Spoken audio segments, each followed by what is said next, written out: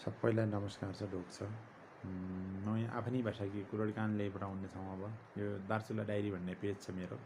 त्यो दार्चुला डायरी भन्ने पेजमा म हरेक कुरा ल्याइपठाउने छौँ। आफ्नै गाउँले भाषामा ल्याउने छौँ।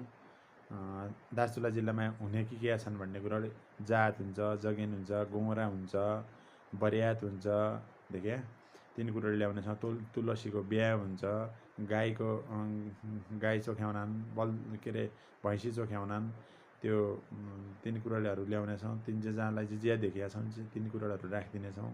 तिनै कुरामै के कसो हुन्छ तमुन प्रतिक्रिया दिनाइरह्या, हेर्दाइरह्या, ताइ पेजै फलो गरिदिया, लाइक कमेन्ट जे हुनन् ती गरिदिया। त्यो गरिकन सबैले हेर्दा पाउने देखिने हो देख्या। तब चाहिँ त्यो पेज क्रिएट गरे हौँ। आजबटी त्यो ताइ पेजमै दार्चुला हरेक कुराहरू राख्दैछौँ। दार्चुला पहिला 41 गाविस थिए, 41 गाविसका 9 सहित राख्दैछौँ हैन।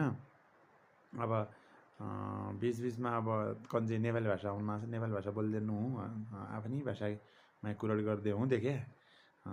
ताइ हान्डो नाइबे, मार्दो नाइबे, काट्टो नाइबे देखे तसी कुरा गर्दैछौँ।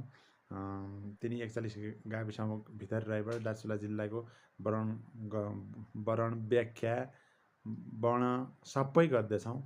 ज्या भन्ना निक्को जान्ने त नाइ हुन्, ताइ पनि तसै बेड्डेवालो छौँ।